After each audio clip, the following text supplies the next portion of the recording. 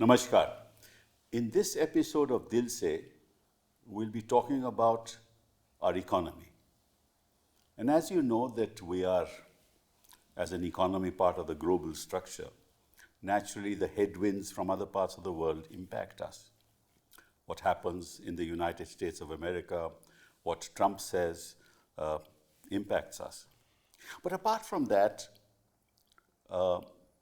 technology also decides as to what the economic trajectory of the world and of a nation should and must be. So therefore, there is a huge technological revolution that's taking place around the world. To what extent will that impact India is something that we'll try and explore. Over the years, I have come to the conclusion, at least in the context of my own country, that more and more we see the genesis of economic decisions being seeded in the politics of the country. We've seen that in the recent elections where, as you know, when the finance minister presented her budget, she gave a huge bonanza to the middle class of this country. I'm not opposed to it. But that's a fact that happened. And perhaps one of the reasons why that happened is because Delhi was going to vote. And the importance of getting power in Delhi was very important for the BJP. So this is something that they did to try and entice the middle class to vote for them. That's not the only factor. If you see, every political party is competing with each other to give freebies so that they can persuade people, induce people, entice people, apart from other things that they do in the course of an election campaign, to vote for them. So it's become a very competitive thing, and that's all, again, associated with politics. So to what extent will technology impact our economy? To what extent will the global cross-currents impact our economy? To what extent will what's happening within India and the political decision-making that's happening impact our economy? But apart from that, if you look at our constitution, you realize that the essential goals of any economy are actually embedded in the constitutional structure of our country. When we talk about equality, what do we mean? Equality of opportunity. How do people get equality of opportunity? By empowering each individual. Is our Indian economy catering to that concept of equality of opportunity? Then you have the concept of discrimination. In other words, the economic structure should be such that it should tend to reduce levels of discrimination within society. Then we have the concept of the economic resource of the community must subserve the common good. Now, that's a constitutional goal, but it's also an economic goal. Does the budget, does our economy actually cater to that goal? So these are some of the things that we're going to discuss today with three exceptional people who are development economists, people who know really how to develop skills in this country, what kind of investment should be made in education. And we've seen the trajectory of economic development in this country over years and years, and who are masters in the field in which they have dialogues. Now, the first, thank you very much, Sudipto ji. Dr. Sudipto Mundle is here with us, and he presently is the chairman of the Board of Governors at the Center for Development Studies, and is a non-resident senior fellow at the National Council of Applied Economic Research. He completed his graduation. We're both Stephanians. In 1969, we were together in college. Then you did your PhD at the Delhi School of Economics. You're a Fulbright Scholar at the Yale University, a Joan Robinson Memorial Fellow at King's College, Cambridge University, held visiting assignments in so many places in Japan and The Hague. And you've had significant positions you were a member of the Fourth Finance Commission, where you contributed in shaping the financial relations between the center and state governments. You also served as acting chairman of the National Statistical Commission, and a significant portion of your career was spent at the Asian Development Bank in Manila, where you held various roles, ultimately serving as director in strategy and policy department.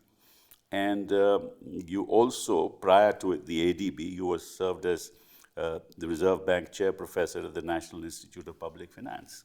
I could go on and on and on. Thank you. Thank you very much. Thank you very much for being here, Sudipto. Having me. Yeah, and of course you also write for the Mint, I believe, which Puja too writes for. Santosh, thank you very much.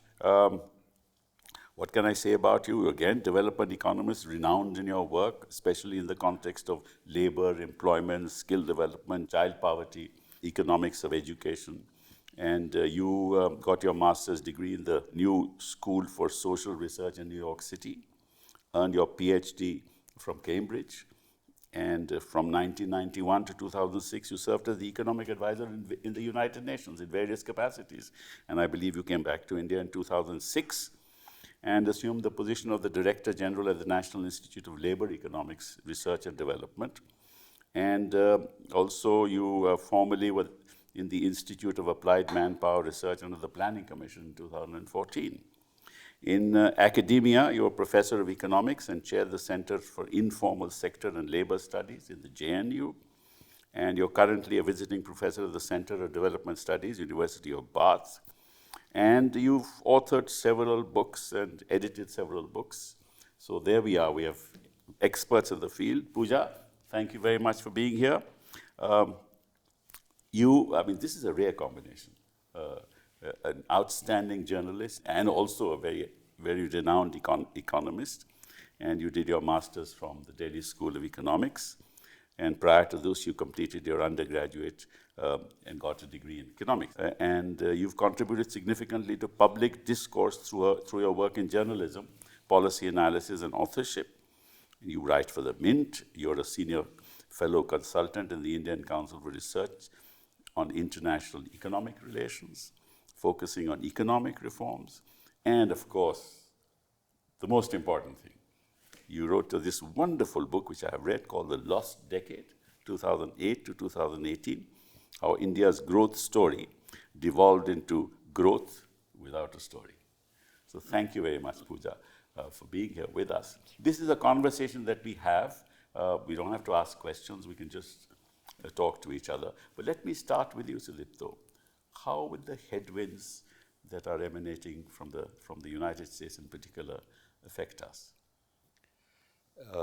There are many disruptions going on right now, including the technological ones that we started talking about. But surely the most disruptive is Mr. Trump. There's no question about it.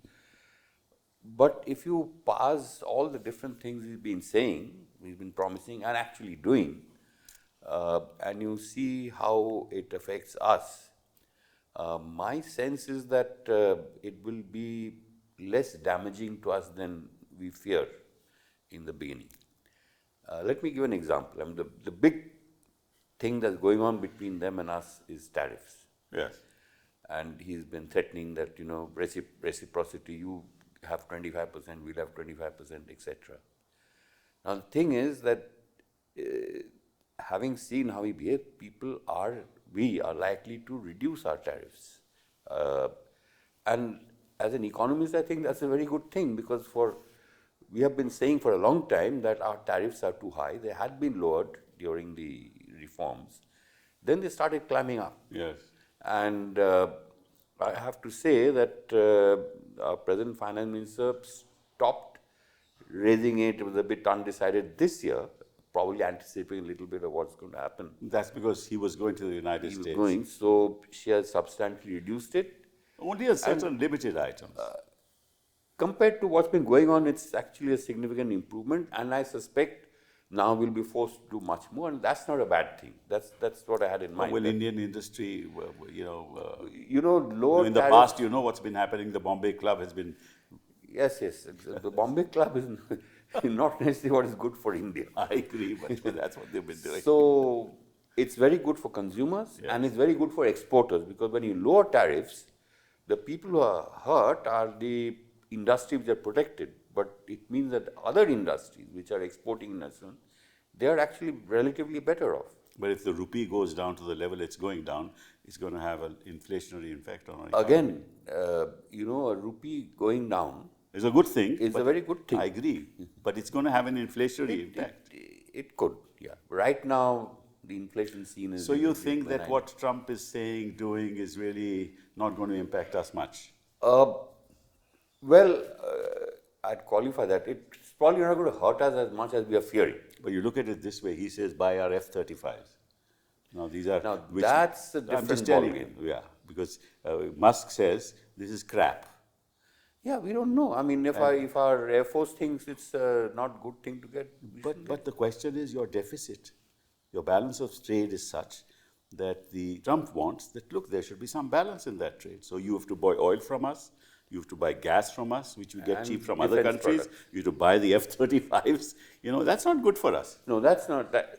So that's what I'm saying. It's not as though it's not going to hurt us. Yes. But probably not hurt us as much as we are fearing. That's all I would say. Santosh? I tend to agree with most of what Sudipto has said. I think there's one thing that Sudipto has not mentioned, which I think is a cause of worry, certainly in the short run, which is the revised economic sanctions after he came to power on Russian oil. We have been increasing, you see, we used to import only 12% of our domestic needs from Russia. That has gone up to 40%.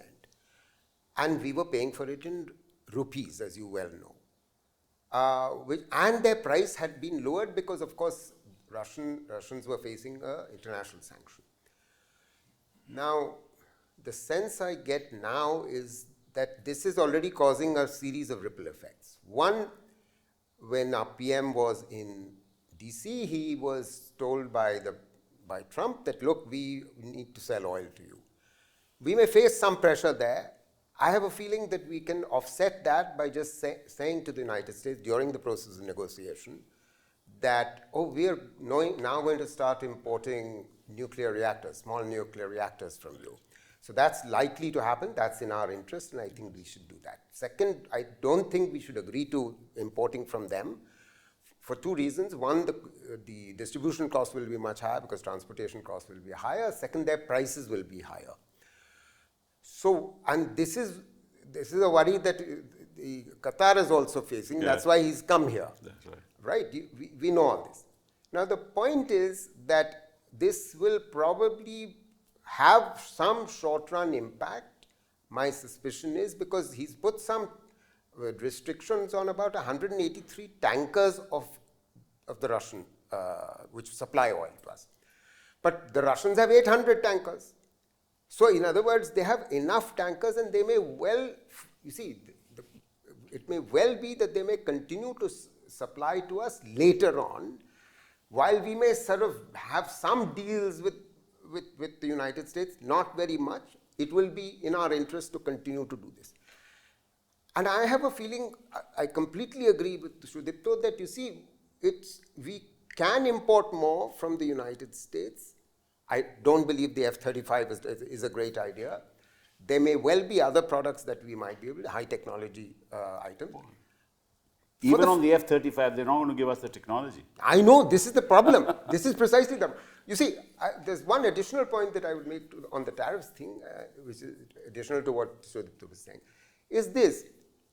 The reason why I know Sudipto and I are on the same page on this, that the reason why we need to reduce tariffs is because while we had brought them down till about 20 years ago to an average rate of 10, under this government, they had gone up to about 25 on average. Right. However, in recent years, they have actually been bringing them down.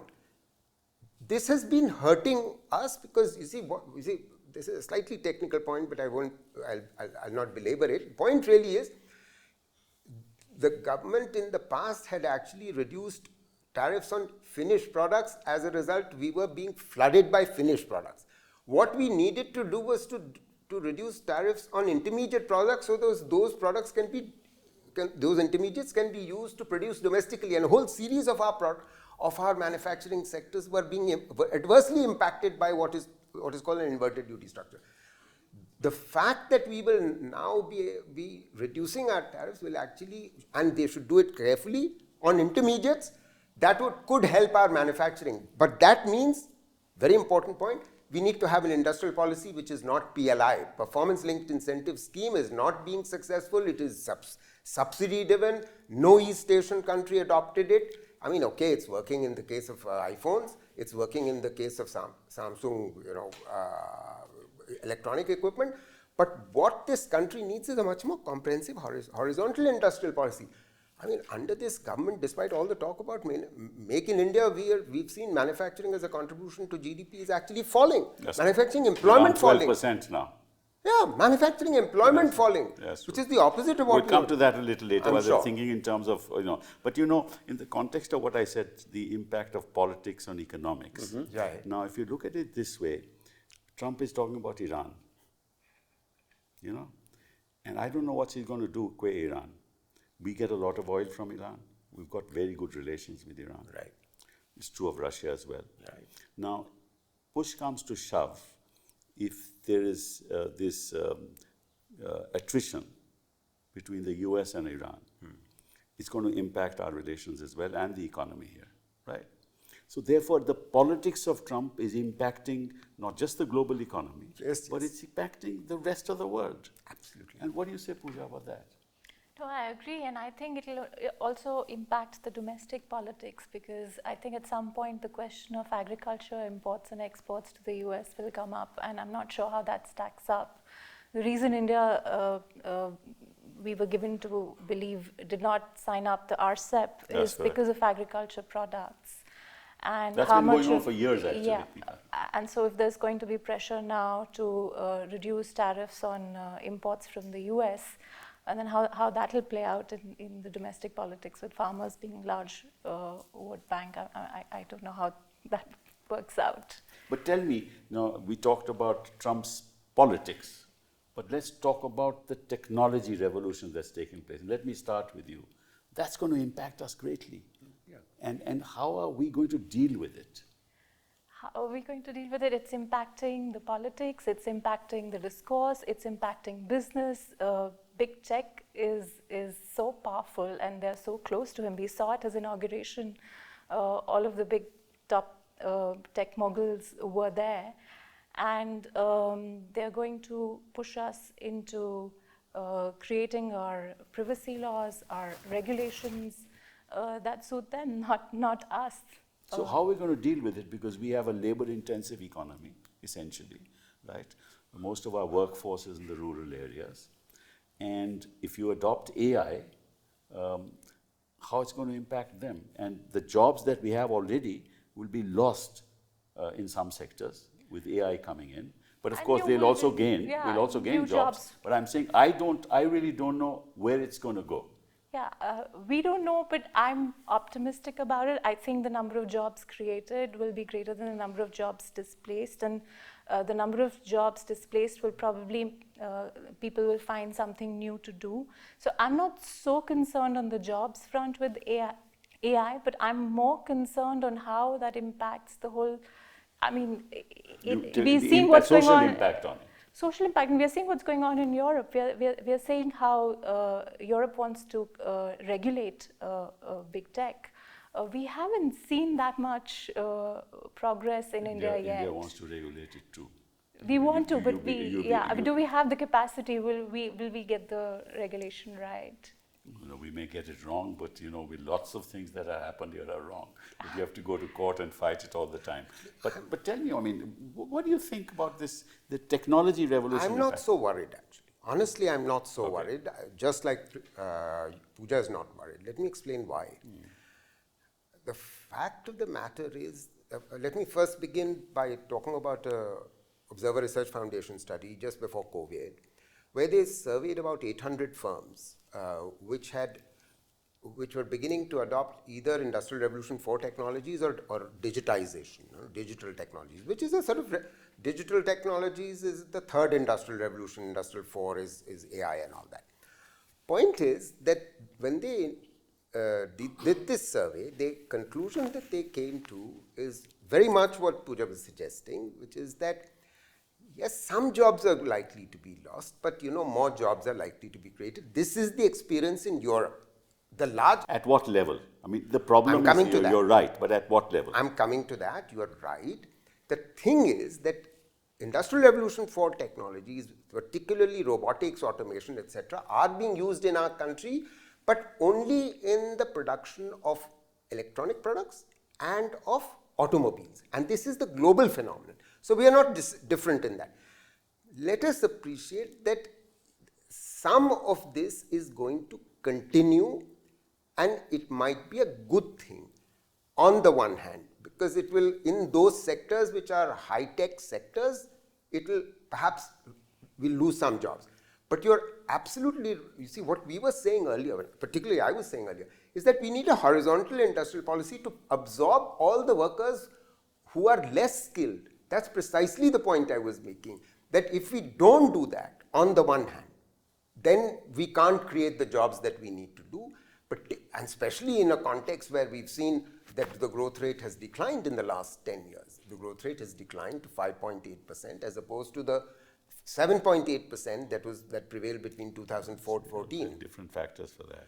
No, I know, but I'm saying the important point, Mr. Sibal, is the following, that over that period, the previous period, we were generating 7.5 million new non-farm jobs over that period. We didn't have this level of unemployment. The unemployment problem We'll is... come to that a little later. At the moment I want you to just sort of tell me something about this. In addressing this whole question about this big shock thing, and it's AI, it's also the energy transmission, Yes. and it's the Absolutely. biotechnology revolution. Correct. Three going on together. I don't think historically we've ever been in this kind of huge, technological three things overriding. I want to make 2 points here. One is that, we have come very late to the party, especially where AI is concerned. Absolutely. If you look at what is going on between the United States and China in particular, and now they say that China is Ahead. probably ahead of these guys. We don't have a seat at the table. Yes. We've left it too late. And this is the problem with our economic policy making. It's all very short term. Very It's a bit cynical to say it's just to the next election, but in any case, I was going to say that. it does not think, certainly we don't think in medium to long term perspective, which is exactly what the Chinese do. They have a 14 5-year plan already. They have way ahead thinking, and that is why they are able to stand up to the United States and catch up, perhaps leave them behind. So this is the issue. Many of us are writing that the budget should.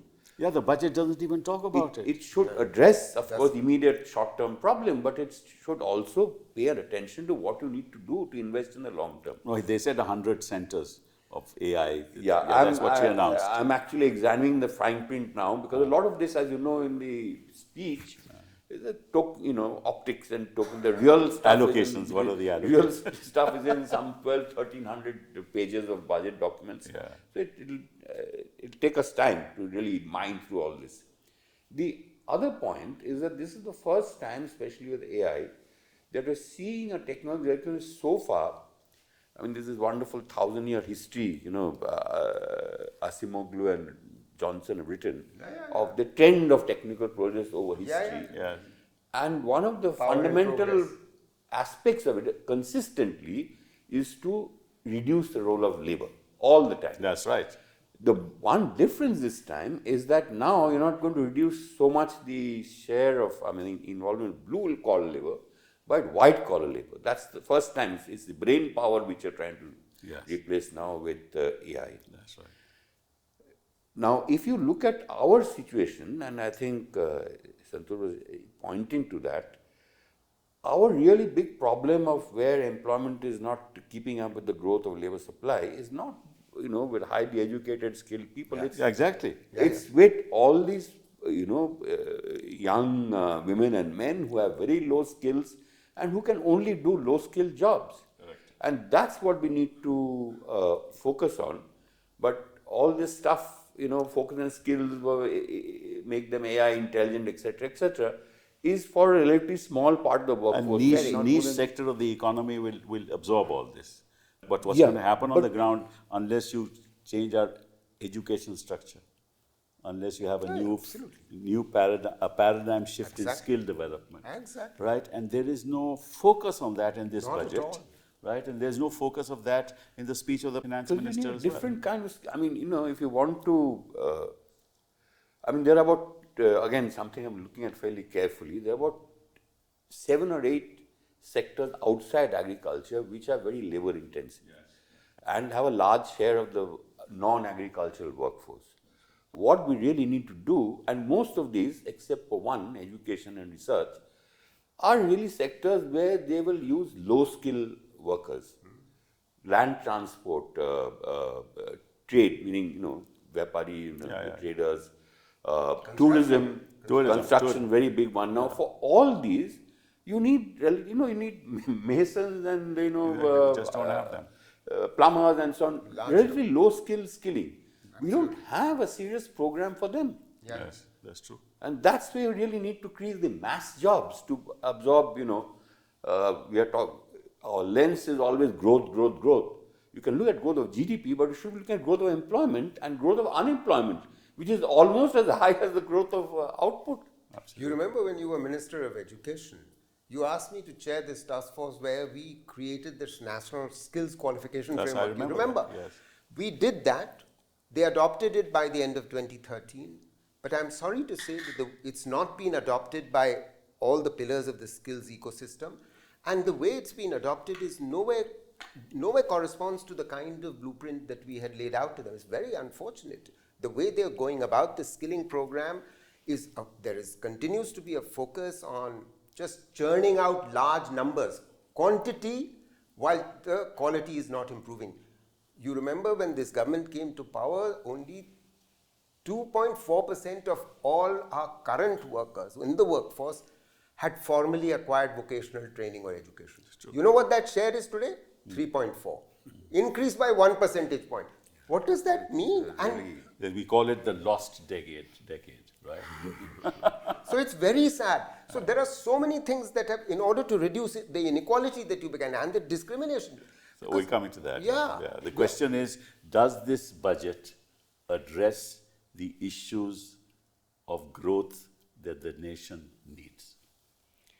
I didn't think so. I thought the makers of the budget on record said after the presentation of the budget that the budget was focused on addressing the feelings of the middle class so that they would feel they were contributing to income tax collections. And how that squares up with what the economy needs, and if it's at odds with what the economy needs, was if it was at all discussed internally. I've not seen a public discourse on that, and I'm not sure at a time when the finance minister has been reducing the fiscal deficit by compressing expenditure, public finances are so stressed. Letting go of such a huge percentage of your taxpayers is what the economy needs.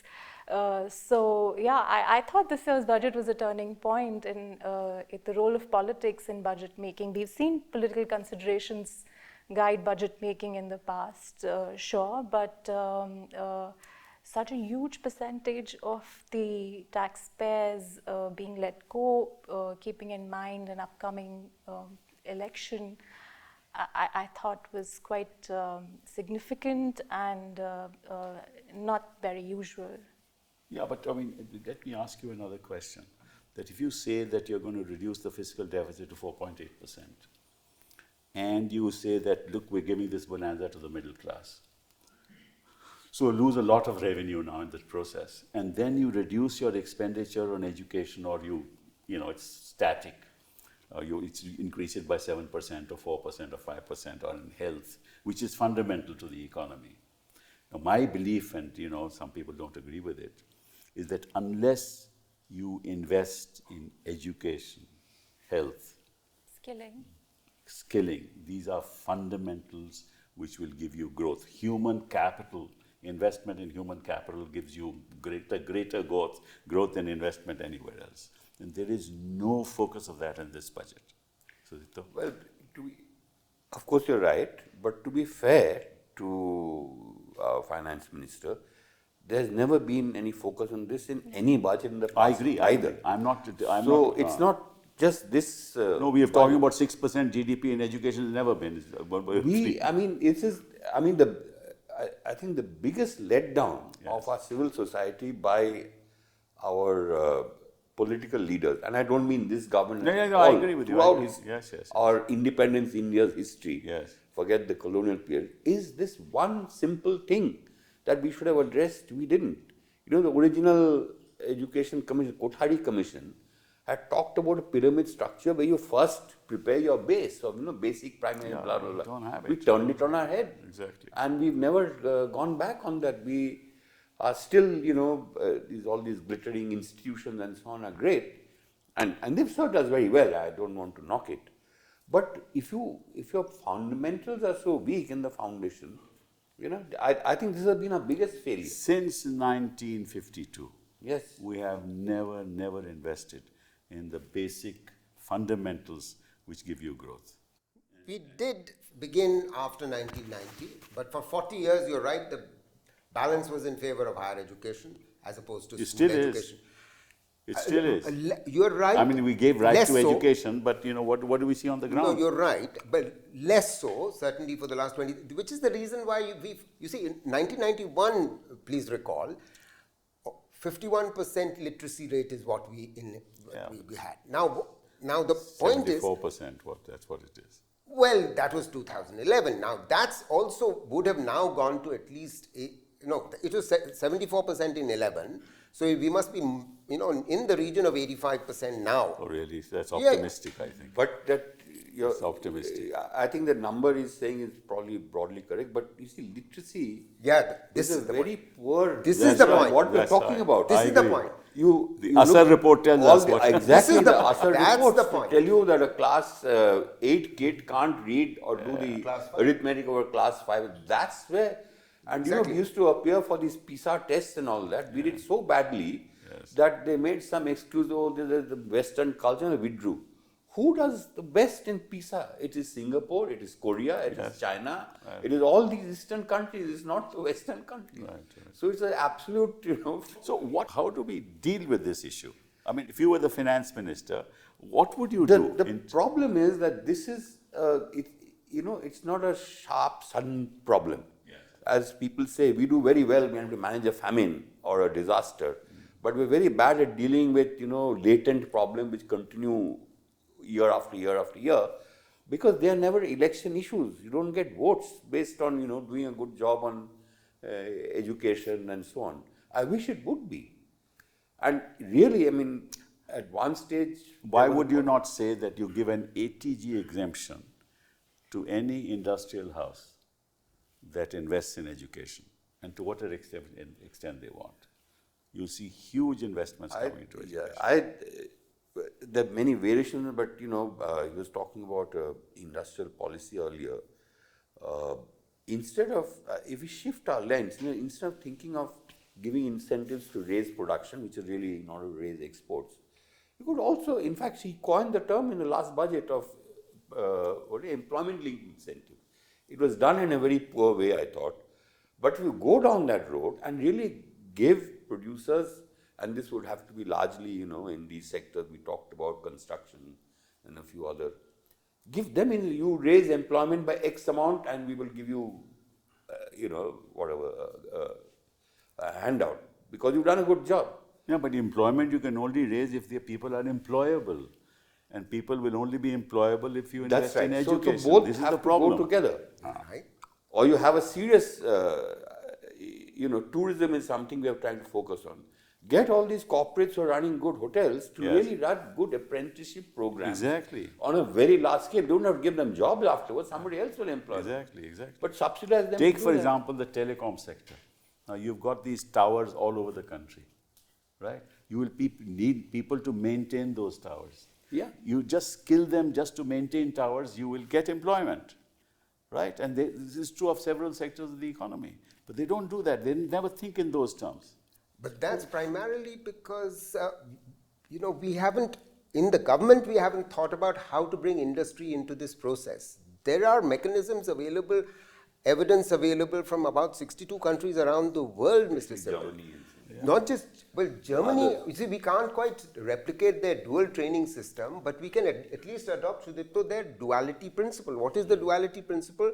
That, everyone who goes to school, not just goes to school, he is also expected to be given some on-the-job experience while he's at school. Or whenever you are in a training institution, you're also given industry experience, on-the-job experience. When you're being trained by people in a skilling institution, ITIs in India. ITIs, why can't we make sure that, and China does this, what I'm about to say, that you ensure that the ITI instructors themselves are expected to acquire some on-the-job experience. Because if they come with on-the-job experience, then they have understanding of what youngsters, when they enter the job market, will face. This is one thing. The second thing, I think, is the apprenticeship scheme. The 1961 Act has been a terrible failure. A reason for that is that industry has not been forthcoming. So, a certain degree of subsidization by the government, but also, put the incentive structure in place. We can talk about what the nature of that incentive structure is, so that they actually take on apprentices. And Sudipto is absolutely right. Pehli naukri pakki is not a bad idea at all. Don't give them an unemployment allowance. That's a silly idea. अब तो कोई नौकरी दे ही नहीं रहा, वो कह रहे हैं कि सब ad hoc होगा. Teacher भी ad hoc होंगे. Sorry to be so cynical, but when there is so much political legitimacy for governments by just giving handouts, cash handouts, Yes, this is the tragedy. why are they going This to? thing that you get votes by giving handouts. Let's talk about that. I mean, where will this? All governments have been doing it. All government, So But it was started in 2019 by PM Kisan. But you carry on. No, but handouts for special interest groups and so on who are good vote banks is a very old, and it's not peculiar to India. It's many countries you see this sort of thing happening.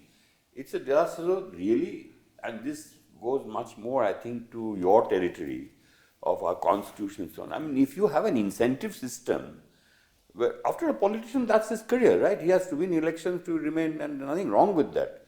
But if his incentive system is my time more than 3 years. If the focus on growth or economy is based on what political decision is going to take, is everything wrong with it, if you ask me. But that's how it is, no? That's our system. It's unfortunate, no? Yeah.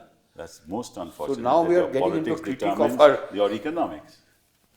But you will recall you were talking about why isn't the politics going in favor of health and education, right? Yes. Can we please look at the southern states who all invested in both health as well as education? It's not just Tamil Kerala. Nadu is a great example. Absolutely, but it's not just Tamil Nadu. It's also Karnataka. It's also Andhra. And if we can demonstrate, classic case is Kerala. I Kerala, agree with you. yes. But you see, systematically, if you look at the southern part of the country, including the west, who have all better education, better health outcome indicators than the north, they have grown faster, sir. Yes. Systematically over a 30-year period. I've done this empirical work which shows that from 1992 to 2019, they have grown at 7+% per annum over a 30-year period. While these northern Hindi belt states, by and large, of course excluding some of them, we won't go into that detail, have grown at 5 or less. Yes. Now, they don't invest in health and education, and so we've got to ensure some more learning across our continent, because this divide in per capita terms is actually going like this. In per capita, this is a very serious problem. Yeah. In a geopolitical sense within the country. Yes. We really now have two different countries in an Yes, economic sir. Emerging. The southern states are a relatively advanced country. yeah, middle income country. And what we used to call the Bimaru states are just getting left behind. Yeah. And political tensions based on this are bound to build up, especially, with you have Already this, showing up. you have this Finance delimitation exercise coming that's up. going to be a serious My issue. God, it's going to be a real problem. Absolutely. In the run up to that, before the What about, delimitation. Puja, the women workforce in this country? That's think, another yeah. very, very serious issue. Yeah, we talk a lot about bringing more women into the workforce so that itself supports the GDP. But when you have so much unemployment, every employer will prefer men to women. That's just the default. So what do? Do we give tax incentives for hiring Why more is women? that? I mean, there's something where women are much better at it than men. Women Tea are, gardens, but all you the women know, are no, the but you know, on the way labor. back home on the commute, something happens. You know, you're responsible. The police will be at your door asking questions. Women are going to take leave when they are going to have babies. So many other things, and it's just the social thing. You know, it's always safer to So it's a hire combination of patriarchy and It's patriarchy. narrow economic interests. I think there's a World Bank study that found that these free bus rides, the pink slip scheme in some of the states, Yeah, in Delhi. including Delhi, Yeah. did not lead to an increase in women labor force participation. Women went out to look for more work, but what it did is that the men in the family, you know, the things that they used to do, such as dropping children to school, they The palmed women off. started doing. They palmed off those jobs. So women's actually workload at the home increased. Rather than them getting at least more free time, if not, you know, space to work. Main reason for that is that overall jobs are not growing. No, that's true. That's really the problem, because, and it's inevitable that in a situation where jobs are not growing, But you know, why will jobs grow unless you grow at 10% or 8%? I agree, How will jobs grow? they will not. Right, and if you grow at 8 to 10%, you can give more money in the pockets of ordinary people, right? Then also the economy will grow because they'll spend. But if your economy grows at 6%, and I said something very politically incorrect perhaps, and I made a speech in Parliament on the budget, and I said, okay, even if you don't do anything, Finance Minister, this economy will still grow at 6%. You're absolutely right. No, but that I is, heard you. that is actually correct. That's correct. But equally, I think to think of, you know, going at 8 to 10% is also a pipe dream. I agree, but I'm just saying, where's the direction in the budget? So, since we are going to be in this 6 to 7% growth trajectory, regardless of what policymakers do, the one thing they can do is to nudge the system towards these more labor-intensive sectors we are just talking about: construction, tourism, land transport, trade, and all that, and which really will employ low-skilled people. Our workforce are all low-skilled. Yeah, but again, in construction, there is technology happening there, big-time technology, because I know. people want, you know, buildings to be built overnight, bridges to be built overnight.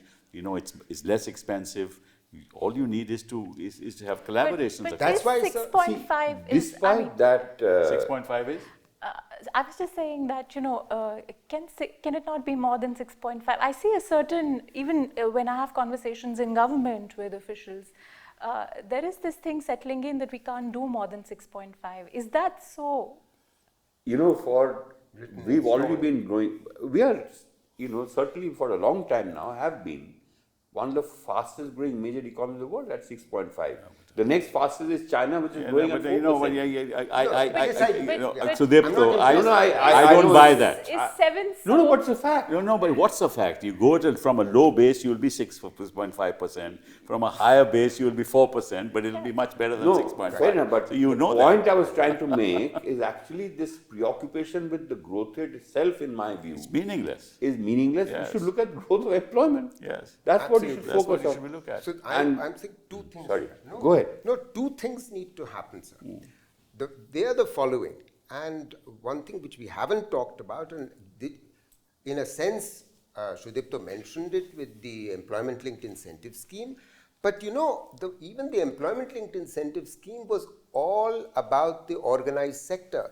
The sector which has been most impacted, or segment of our non-farm economy which Yes. has been most impacted, is the unorganized sector, which creates most of the jobs. Absolutely. And those are all MSMEs. Now the problem is neither the budget does anything about it, nor do policies, unfortunately, in the last 3 or 4 years do anything about it. If anything, both the demonetization, the GST, the lockdown, all had very adverse impacts. So what does it mean in terms of policy? 2 or 3 things. One, we need to make sure that SIDBI is really, the Small Industries Development Bank of India, is much better financed. Point one. Point two, millions of our small and medium enterprises are not even registered with the government. Can we please register them so that at least you know, okay, in this budget you provided a credit guarantee scheme. But who is the credit guarantee scheme going to go to except those whose enterprises whose names are registered in the MSME ministry? This is the second thing. The third thing is that the same MSME industry in the central government has had for the last 20 years a cluster development program, which not too many people know about. In this country, there are 5,500 manufacturing clusters spread across the whole country, which employ which essentially consist of MSMEs and which give most of the non-farm employment. I think we can fund that much better. We can actually design that much better. I mean, to my mind, the horizontal industrial policy that I've been talking about, that needs to go in precisely here. I mean, I don't much care for the employment-linked incentive scheme. I would much rather have, and I say this on the basis of historical evidence, because China had a phenomenal cluster development program. You won't believe what I'm about to say. China has 100 clusters which only produce socks. No wonder they are the world, all of us must be wearing Chinese socks. I won't be surprised right now. So that's the focus that needs to happen, but that's not a focus. And in addition, you can do the skilling at the cluster level. Yes, I agree. And these 5,000 clusters are spread across the peri-urban, the small towns of our country. And if we focus there, we will bring the girls in. The girls are all much better educated. If we did skilling for them there, their parents will allow them to go. They will not have to go to the city far away, and the parents will allow them. But the government has to listen to people like us. This is where we are not seeing the traction. I have a statistic here with youth unemployment between 15 and 24. The unemployment exceeds 23%. That's between right. 15 and 24. That's Only right. 73 million out of 100 million urban workforce has a full-time job. That's right. I mean, it has doubled. You go to any, maybe not Delhi, but any small towns and certainly in the villages, you see, won't see the women outside, but all these young chaps hanging around. They say 42% of graduates are unable to find a job. Yeah. Staggering. Youth This is staggering. unemployment is And they're all staggering. getting better certified, better educated. And 80% of the workforce is in the informal sector, as you say. Yeah. So where will you go to this? India Skills Report 2024 says 48.7% of Indian graduates are employable. The balance 52% are not. Yes. Yeah. Where do we go from here? I remember one of these reports, very proudly said that, the employability thing has gone up from 42% to 44%, forgetting that meant 56% were not employable. Exactly. Right. So what do I think we're in a mess, no? And that's when they include unpaid labor in the that's, definition of that's employment. another- That's the other big thing. That's another big story. It's too technical, I won't get into it. But No, but even in the education sector now, I say there are only contract jobs, not even contract jobs, ad hoc teachers, right? You get a certain basic salary and that's about it. Yes. No permanent job. Yes, How are you going to get people educated with these kind of people coming in to teach? Right. I mean, and this is higher education, in the Right. university in level. very good colleges. And very good In colleges. Bombay, on the best colleges, lecturers are paid by the lecture. Exactly. I think that this education policy and regulating education should just be done away with. We should have standards, right? And then people should let people invest in education. They will. Just give them some incentives instead of giving incentives to the corporate sector, which brings back nothing into our system. You give them 25% tax, 18% tax, what do they invest? Indeed. I mean, They don't invest. absolutely. I agree with you. So, our whole model of economic development, according to me, is skewed. Absolutely. It has to be bottom upwards, not top down. Absolutely. Which is what the Chinese one was, the bottom-up one. Their education system is very much bottom-up. All East Asian countries. All East Asians, absolutely right. All. And because they had a strong education system, they then were able to build a very strong skill ecosystem as well. On top of that.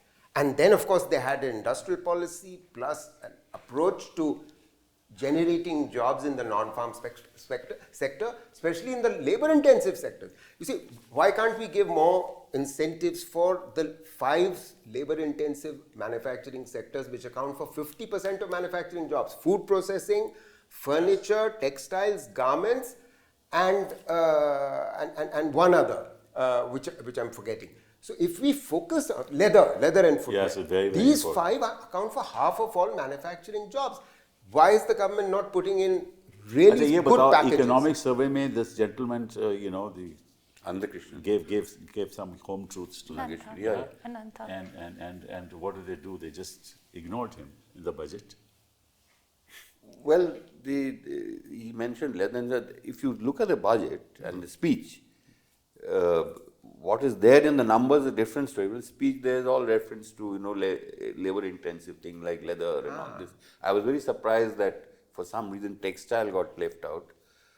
But no, I think I have to say this: his term has just been extended for 2 years. He's done a very good job. He's done a very good job. I mean, when I read the We have a economic very survey, good chief yeah, economic advisor. exactly. He may have. He said, "Get off my back." They said, "Get off the people's back," right? And he's, I think, doing a good change job. the And I system. hope Credit to government. Yes, they, yes. they allow him, they give him the space, the Yes. political space to say all these things. Yeah. Yeah, that's credit to government. No, and you I talk about the think it's- credit guarantee scheme. Well, there's going to be NPAs if you give credits without making sure that people, if the economy doesn't grow at that level, This is the point. that credit guarantee scheme will fail.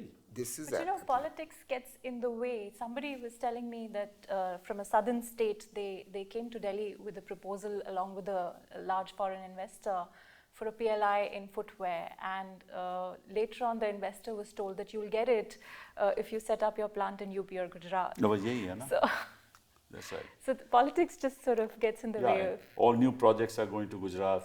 But we have to recognize that that's the nature of the beast. We have to can't find wring a our way hands around. say, oh, politics getting in the way. No, It is. no, we must change the beast. But we know that that's we must what it change is. the beast. Well, I don't know how we should learn how to use No, politics to serve economic ends. No, I think this is really, we are going all wrong. I mean, I think the fundamental duty of people in politics is to think of the country more than they think of the party. And you're right, it's, you recognize the fact that that doesn't happen, but I think that the people of this country, through programs like this, should be told that, look, we're not going in the right direction. And that's a fact. And the kind of things that are happening in my country, in our country, are worries that are really worrisome, because all democratic institutions, right, the fundamentals of those institutions have been compromised. Courts do not stand up absolutely. to the challenges that the political economy is faced with. Totally.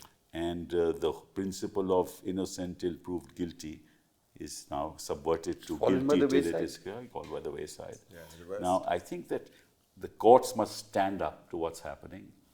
The people of this country must stand up to what the politicians are doing.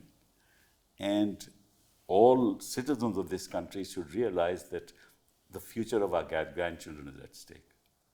And this future is right upon us in the following sense, that our demographic dividend, which we keep talking We've about, lost hearing, it. no, but it will be over by 2040, I in agree. 15 years' time. I don't think our politicians are aware of this. We still keep talking about our being a young country. It's not somebody so. said the other day that 3 bache hone chahiye. I know. Well, 2 chief ministers in the south. But sir, No, not chief minister, somebody else. No, I Somebody know, I agree with you. But you see, there's one fact that all your listeners should be aware of, that half of our workforce is already at or over 45 years of age. In 15 years, when we will become an aging society, they will be all at retirement age. Half or more of our workforce. That means we are not a young workforce any longer. And what will 6% growth do then? No, it won't do it. So we have to grow between then and now, Yeah. now and then at 8% per annum. Otherwise, we will not even become by 2040 upper middle income On country, that forget high income. On that optimistic note, sir, let's hope that the country works together, politicians, the opposition, the treasury benches work together for the future of our country. Thank you. Indeed. Thank you. Thank you. Thank you very much.